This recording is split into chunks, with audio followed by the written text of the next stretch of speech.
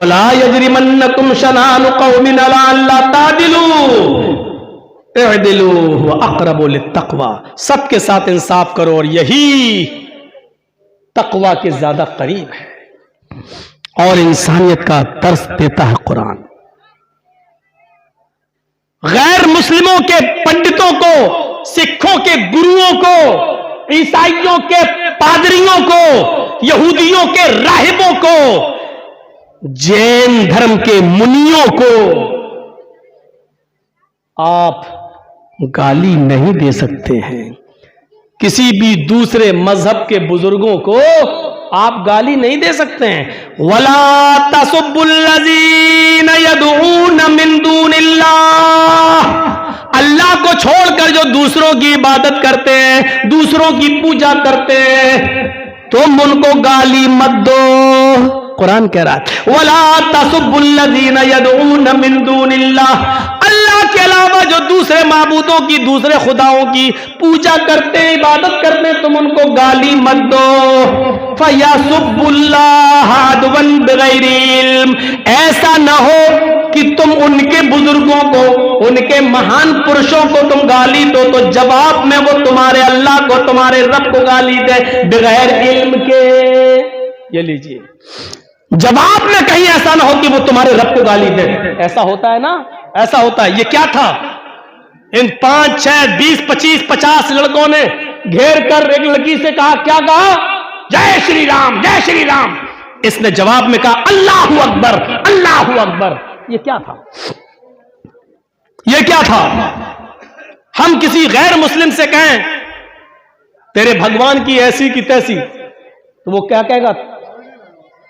کٹب اللہ، تیرے اللہ کی ایسی کی تیسی۔ ہوا کیا؟ یہ بالکل وہی اپنے رب کو گالی دینا۔ اللہ کے رسول نے کہا کہ تم لوگ اپنی ماں کو گالی مت دو۔ صحابہ نے کہا اللہ کے رسول اپنی ماں کو کون گالی دے سکتا ہے؟ آپ نے کہا تم دوسروں کی ماں کو گالی دو گے، جواب میں وہ تمہاری ماں کو گالی دیں گے۔ تو اس کا مطلب یہ ہے کہ تم خود ذمہ دار ہوئے اپنی ماں کی گالی کے۔ تم نے اپنی ماں کو خود گالی دی، نہ تم ان کی ماں کو گالی دیتے، نہ وہ جواب میں تمہاری ماں کو گالی دیتے۔ تم دوسروں کے خداؤں کو برا کہو گے تو وہ تمہارے اصلی رب کو برا کہیں گے۔ تم ان کے جھوٹے معبودوں کو گالی دو گے تو وہ تمہارے سچے معبود کو گالی دیں گے۔ قرآن نے کتنی بڑی اچھی اور حکمت بھری بات کہی ہے، وَلَا تَسُبُّوا الَّذِينَ يَدْعُونَ مِن دُونِ اللَّهِ فَيَسُبُّوا اللَّهَ عَدْوًا بِغَيْرِ عِلْمٍ۔ تم دوسروں کے معبودوں کو گالی مت دو، دوسروں کے بزرگوں کو گالی مت دو، جو اللہ کو چھوڑ کر دوسروں کی عبادت کرتے ہیں، تم ان کو گالی مت دو۔ ایسا نہ ہو کہ وہ تمہارے اللہ کو دشمنی میں گالی دینے لگے اور علم نہ ہو، یعنی جہالت کی وجہ سے گالی دینے لگے۔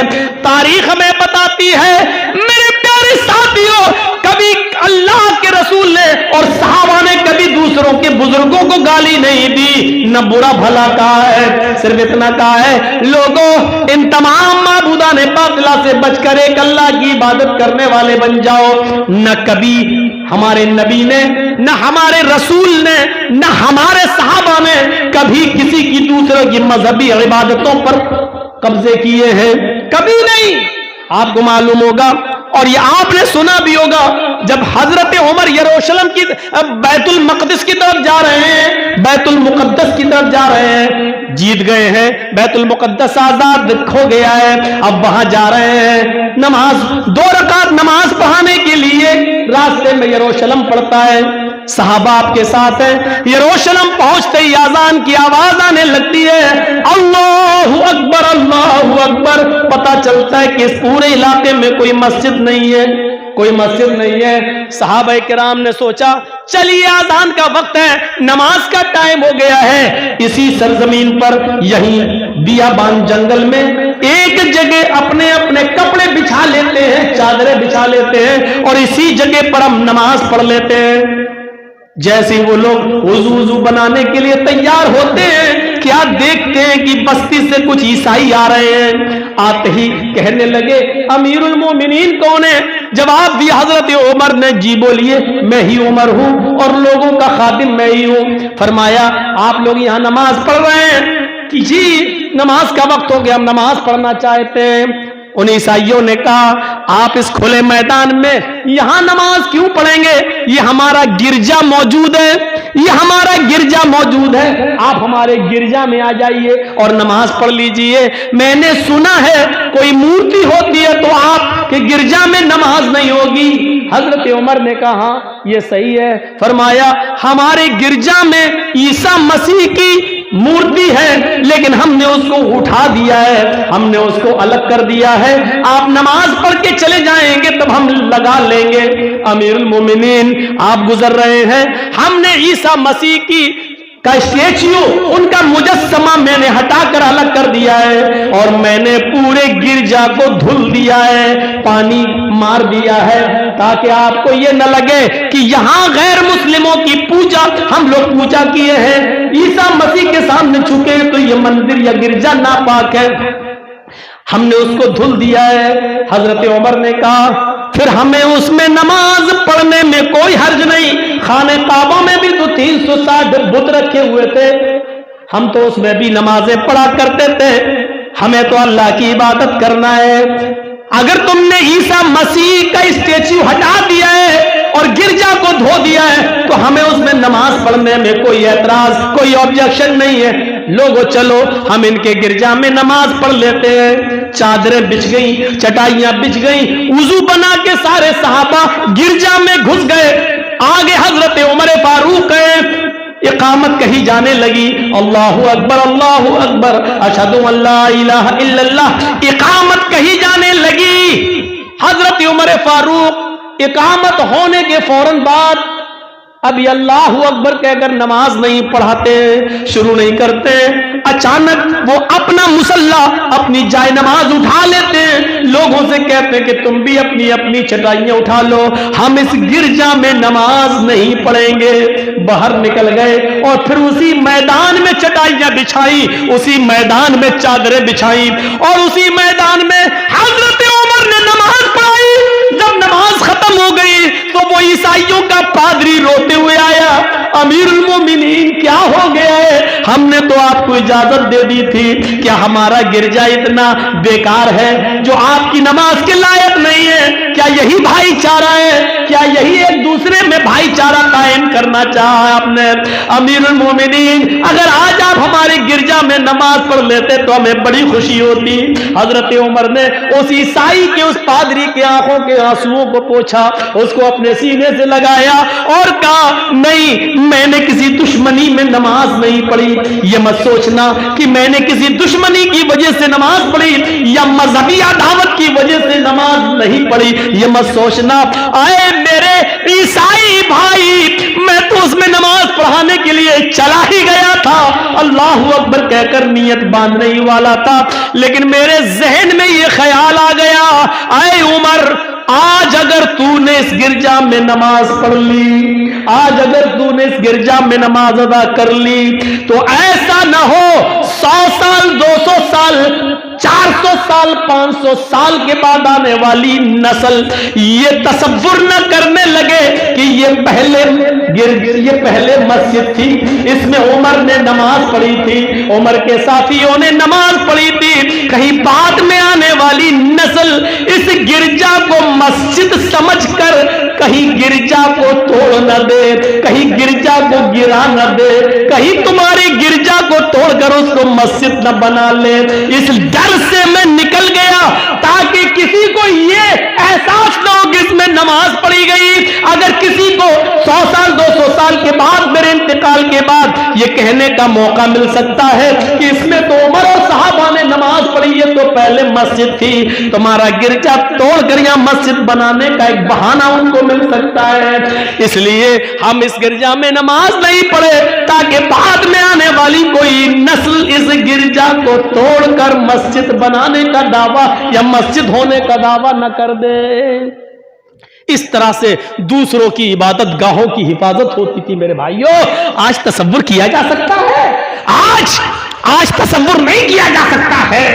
आज तो जिसकी लाठी उसी की भैंस, अदल और इंसाफ नाम की सारी चीजें उठ चुकी हैं, इसलिए इंसानियत भी उठ चुकी है। आज देख लो मेरे भाइयों, कल तक ایک مسلمان داڑھی والا اسکوٹر چلاتا تھا تو اس کا دوست اس کے پیچھے شنکر بھگوان کی مورتی لے کر یا گنیش کی مورتی لے کر بیٹھ جاتا تھا کہ مجھے میرے گھر تک چھوڑ دو، اور وہ مسلمان داڑھی والا اسکوٹر چلاتے ہوئے، موٹر سائیکل چلاتے ہوئے اس کو اس کے گھر تک چھوڑ دیتا تھا کہ چلو ہمیں تمہاری آستھا سے کیا مطلب، شنکر کی مورتی ہو یا گنیش کی، ہم تم تو بھائی بھائی ہیں، ہمارا اور آپ کا خون تو ایک ہی ہے، آپ بھی آدم کی اولاد، میں بھی آدم کی اولاد، لیکن میرے بھائیو یہاں تو تصور ہی دوسرا ہے، یہاں تو حالات ایسے ہیں کہ کم کپڑے پہنو گی، جسم سے کپڑے جتنے تمہارے اتریں گے اتنا بڑا تمہیں ایوارڈ دیا جائے گا، جیسے کنگنا رناوت کو دیا گیا ہے۔ یہ افسوس ہے، یہ ہمارے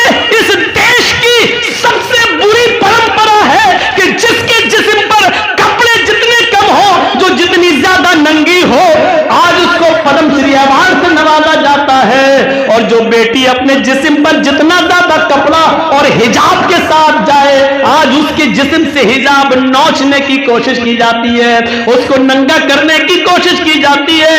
جس ملک کے اندر بیٹیوں کے ساتھ یہ سلوک کیا جائے، جس ملک کے اندر بچیوں کے ساتھ یہ سلوک کیا جائے، اس ملک کے اندر بھائی چارہ کیسے قائم کرو گے؟ اس ملک کے اندر ہندو اور مسلمان دونوں کو ایک کرنے کی کیسے کوشش کرو گے؟ جو کھائیاں اس سرکار نے اور گورنمنٹ نے پیدا کر دی ہیں، میرے بھائیوں بعد میں آنے والی نسلیں بھی اس کو بھر نہیں پائیں گی۔ جو نفرتیں اور جو کدورتیں اور جو دشمنیاں میرے بھائیوں اس سرکار نے ایک دوسرے کے دلوں میں بھرنے کی کوشش کی ہے، دونوں طرف سے یہ کدورتیں بھری جا رہی ہیں، دونوں طرف سے یہ عداوت ایک دوسرے کے خلاف بھری جا رہی ہیں، ایک ہندو ہندو کر رہا ہے تو دوسری طرف سے مسلمان مسلمان کی صدائیں لگائی جا رہی ہیں۔ کوئی یہ بتانے کے لیے تیار نہیں ہے یہ دیش ہندو اور مسلمان دونوں کا ہے، یہ ملک ہندو اور مسلمان دونوں کا ہے، اس کو سب نے آزاد کرایا ہے۔ یہ ملک صرف ہندوؤں سے نہیں چل سکتا ہے، یہ ملک صرف مسلمانوں سے نہیں چل سکتا ہے، یہ ملک تبھی چلے گا جب کانٹا رام کو چبھے اور اس کا درد رحیم کے دل میں ہو، اور جب رحیم کی بیٹی مرے تو اس کا درد اور اس کی تکلیف رام کو ہو۔ جب تک یہ احساس ہمارے اندر پیدا نہیں ہوگا، یہ ملک میرے بھائیوں ترقی کی راہ پر گامزن نہیں ہو سکتا ہے، ترقی کی راہ پر نہیں چل سکتا ہے۔ ضرورت ہے اسی رام کے درد کو رحیم سمجھے اور رحیم کی تکلیف کو رام سمجھے، یہ ضرورت ہے، وقت کا تقاضا ہے، اور وقت کی اہمیت کو سمجھنے کی کوشش ہمیں اور آپ کو سب کو کرنے کی ضرورت ہے۔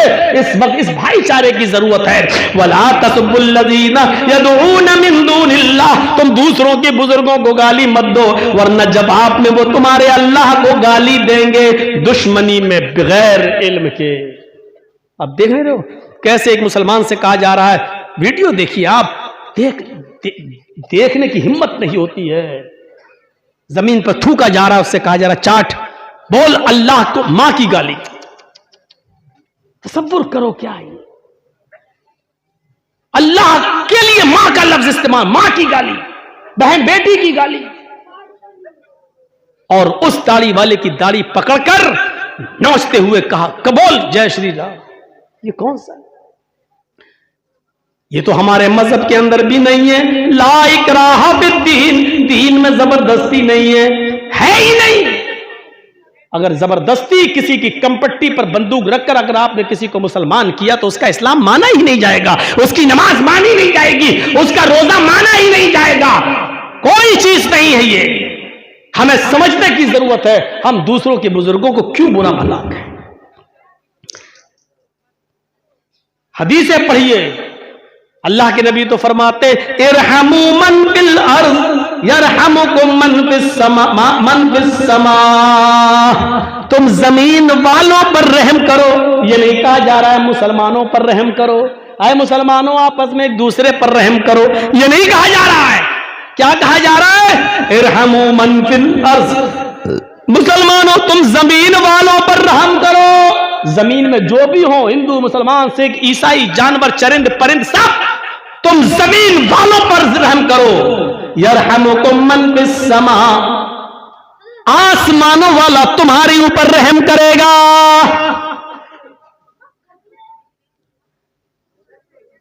ہمارے پڑوس میں ایک ہندو رہتا ہے، اس کا بچہ بیمار ہے، ہاسپٹل کے اندر ایڈمٹ ہے، رمضان کا مہینہ چل رہا ہے،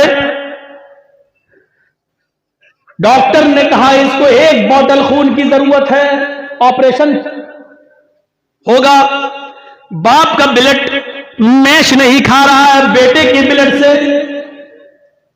ہمارے اس ہندو پڑوسی کو معلوم ہے کہ مولانا جرجیز کا بلڈ گروپ وہی ہے جو میرے بچے کا ہے۔ فون آتا ہے، ایک مثال دے رہا ہوں، وہ ہندو پڑوسی فون کرتا ہے، جرجیز صاحب آپ کا بلڈ گروپ کیا ہے؟ جرجیز صاحب جواب دیتے ہیں A+۔ ارے میرے بیٹے کو A+ بلڈ کی ضرورت ہے، اگر آدھے گھنٹے میں آپ ہاسپٹل نہیں پہنچے تو میرا بیٹا مر جائے گا۔ جرجیز صاحب جا رہے ہیں، گاڑی اٹھائی، بائک اٹھائی، 4 ویلر پکڑی، بھاگے، ہاسپٹل پہنچتے ہیں، ڈاکٹر نے بلڈ کا نمونہ لیا، A+ پایا گیا ہے، پوزیٹیو پایا جا رہا ہے، ہاں ٹھیک ہے لیٹ جاؤ۔ جرجیز صاحب لیٹ گئے، لیکن مسئلہ معلوم ہے کہ روزے کی حالت میں 1 بلڈ بوتل بلڈ نہیں دیا جا سکتا۔ خون کی جانچ ملیریا یا بخار ٹیسٹ کرنے کے لیے 2 ml 3 ml 5 ml بلڈ نکالا جا سکتا ہے روزے کی حالت میں، اس سے روزہ نہیں ٹوٹے گا، لیکن 1 بوتل بلڈ روزے کی حالت میں دینا جائز نہیں ہے۔ ادھر اس ہندو بچے کی زندگی بچانا بھی ضروری ہے۔ شریعت یہ کہتی ہے، یہاں ہمارا مذہب یہ کہتا ہے جرجیز صاحب اس ہندو بچے کی جان بچا لو، یہی انسانیت ہے۔ اس کے لیے اگر تمہیں رمضان کے مہینے کا فرض روزہ توڑنا پڑ رہا ہے تو توڑ دو، روزہ ختم کر دو، یہ روزہ بعد میں بھی پورا کیا جا سکتا ہے، لیکن اگر وہ ہندو بچہ مر گیا تو پھر دوبارہ زندہ نہیں کیا جا سکتا ہے۔ یہ انسانیت ہمیں اسلام نے سکھلائی ہے کہ ہمیں اس ہندو بچے کے لیے اس کی جان بچانے کے لیے اپنا روزہ توڑنا پڑے گا، لیکن 1 بوتل بلڈ دے کر اگر ہماری زندگی خطرے میں نہیں ہے تو ہم اس کو 1 بوتل خون دیں گے اور اس کی زندگی کو بچانا ہمارے لیے فرض ہو جائے گا، ضروری ہو جائے گا۔ جو مذہب غیر مسلموں کے بچوں کی جان بچانے کے لیے بلڈ دینے کو جائز ہی نہیں بلکہ ضروری قرار دے رہا ہو اور اس کے لیے اپنی محض مخصوص عبادت روزہ تک توڑنے کا حکم دے رہا ہو، اس مذہب کی انسانیت کا مقابلہ دنیا کا کوئی مذہب نہیں کر سکتا ہے۔ اس اسلام کی انسانیت کا تقاضا اور اس کے فضیلت کو دوسرے مذہب کے اندر عشیر اس کا 10واں حصہ بھی، اس کا 1/10 بھی نہیں دکھائی دے گا، 10واں حصہ بھی نظر نہیں آئے گا۔ دنیا کے سارے مذہب اس سے خالی ہے، ذرا تصور کرو۔ لیکن اس ملک کے اندر حالت یہ ہے کہ اگر گورکھپور کے ہاسپٹل میں آکسیجن کی کمی ہو جائے، سرکار کی بدنامی ہو رہی ہے اور ڈاکٹر کفیل جیسا آدمی اگر اپنے گھر سے آکسیجن لا کر بچوں کو آکسیجن دینے کا کام کرتا ہے تو دیش دروہی کا مقدمہ اس پر لگ جاتا ہے، اس پر دیش کے ساتھ غداری کرنے کا الزام لگا ہے، اس کو جیل کی سلاخوں میں ڈال دیا جاتا ہے۔ اور جو حکمراں بنے بیٹھے ہیں جن کی ذمہ داری ہے بچوں کو آکسیجن پہنچانے کی، وہ نہیں پہنچا پا رہے ہیں اور بچے شمشانوں میں ملتے ہیں اور گنگا کی میں نہاتے ہوئے ان کی لاشیں دکھائی دیتی ہیں۔ میرے بھائیوں، یہ دیش کے فیور میں ہے اور جو اپنے گھروں سے آکسیجن لے کر آئے اور بچوں کو چڑھائے، یہ دیش دروہی ہے۔ ذرا تصور کرو، یہاں انسانیت مر چکی ہے، اب کہاں انسانیت کو ہم تلاش کرنے کے لیے جائیں گے، کہاں ڈھونڈیں گے؟ غور کیجئے، میں جانتا ہوں کہ ہندو دھرم ہمیں اس چیز کی تعلیم نہیں دیتا ہے، ہندو دھرم تو ہمیں انسانیت کا درس دیتا ہے۔ رام چندر جی نے بھی ہمیں انسانیت کا درس دیا ہے، لکشمن نے بھی انسانیت کا پاٹھ پڑھایا ہے۔ رام کے ماننے والے غلط ہو سکتے ہیں، رام نے ہمیں غلط چیز نہیں بتائی ہے، کرشن جی نے ہمیں غلط نہیں بتایا ہے، کرشن جی غلط نہیں